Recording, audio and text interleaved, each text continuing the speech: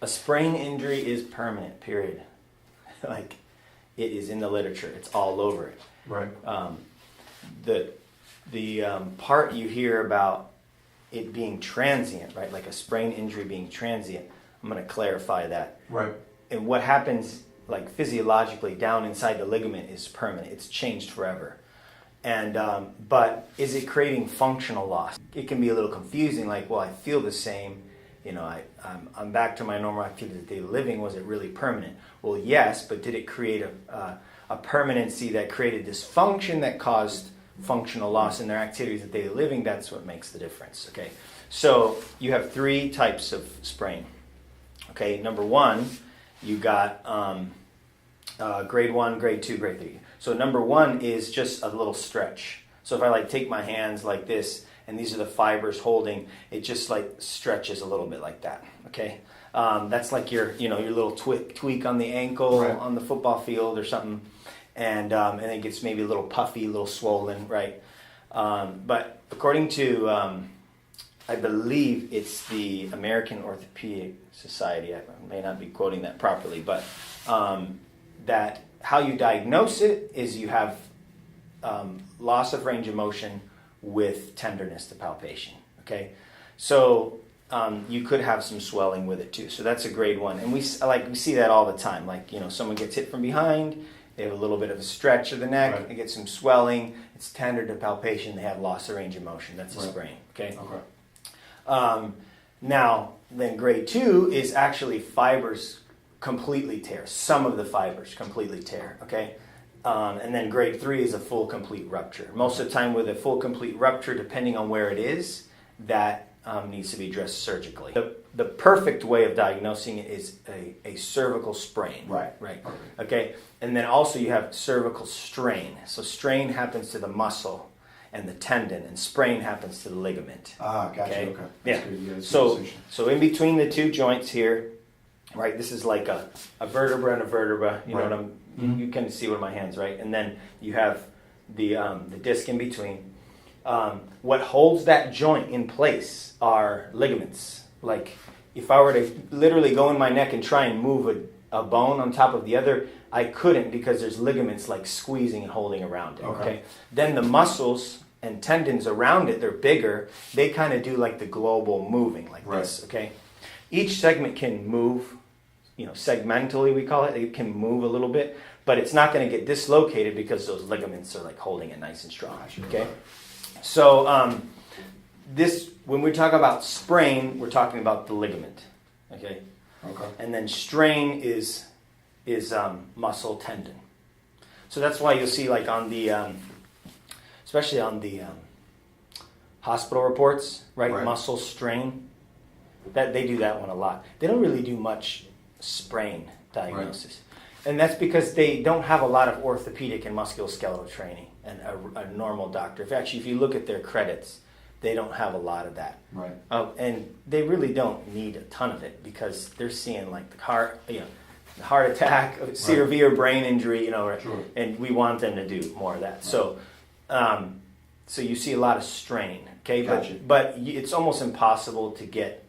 I don't want to say almost impossible, but it's very difficult to get a strain without getting a sprain also, especially in the neck. I often notice that our clients aren't diagnosed with a sprain until maybe a month after, and they're able to get into see you, or able to get in and see a orthopedic or something like that. Right? Exactly, yeah. And the same thing is this can be applied to muscle tendon issues too. Okay, so muscle strain really is a permanent type of issue. It's not as significant as a ligament injury, but it does create some permanent changes. Okay, and this is why But I wanted to highlight this. This is pretty cool. This is like straight from the research. The process of sprain, when a ligament tears, whether it's a grade 1, 2, or 3, can take months to resolve itself, and despite advances in therapeutics, many ligaments do not regain their normal tensile strength. Wow. But there is a study by Tozer, I should have put it in here. He actually says in 2005 that there remains no therapy to put a ligament back to its normal condition. Right. It's impossible. Right. And he goes through the literature and demonstrates it. It makes kind kind of sense. Yeah. I mean, look, there's been that damage. How do you ever guarantee that it's ever going to be back to Exactly. Like if you get a cut in the skin, it will heal pretty much normal, right. almost like the way it was. But with a ligament, I'm going to explain why it doesn't. Okay. So these are cool quotes I like to mention. Once ligaments have sustained injury, they remain less efficient at maintaining loads than normal ligaments. Okay. Hypermobility and ligament laxity has become clear risk factors for the prevalence of osteoarthritis. And I'm going to show you why. But what that means is they're saying when you have a sprain, it predisposes you to have arthritis down the line. The result of spinal ligament injury show that over time, the inability of ligaments to heal cause an increase in the degeneration of disc. So that bulging disc, this is the answer to that.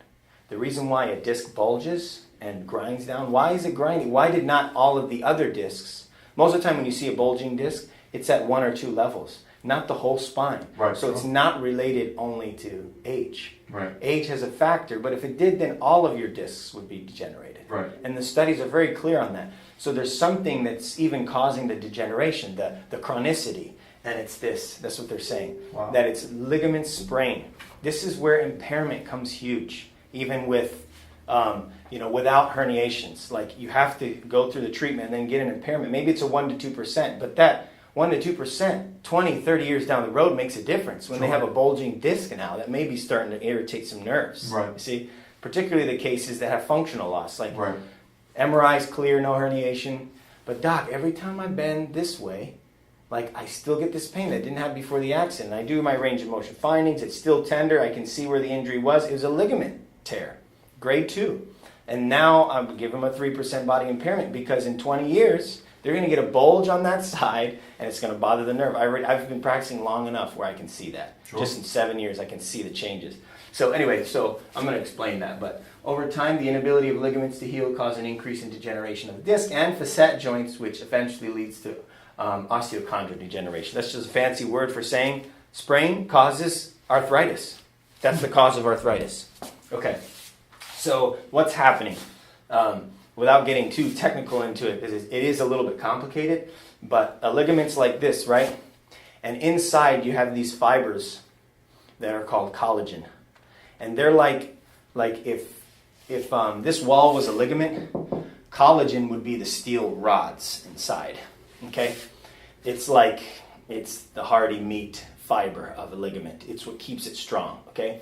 Elastin, what do you think? What type of fiber do you think that is? Elastin. It stretches. It's muscle, right? Yeah. It stretches. So collagen is your tight, really strong fiber, and elastic makes it so that it's flexible. Okay? So if you want something to be strong, you don't only want it to be like super amazing strength like Superman. So you can think of it like almost like bamboo. Bamboo is very elastic. It's not very dense or strong, but it's very like bendable, right? So elasticity also plays a role in how strong something is. Okay, and this is what happens when you have a tear. Those elastic fibers tear, and the collagen fibers tear. Okay, but what happens is the collagen fibers get rebuilt almost to normal. But the elastic fibers do not repair, period. So that means the joint becomes stiffened. And if I have a stiffened joint, it becomes more susceptible to trauma. Okay? Interesting. So, you can think about it like bamboo. Okay? Like if I have a piece of bamboo and I have a piece of chalk.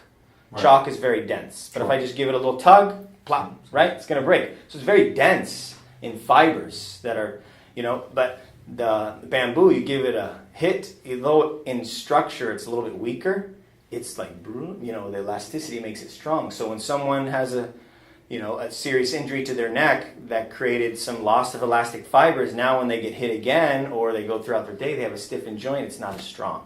I hope that makes sense. No, it's kind of, definitely. it's a little bit, takes some understanding of physics.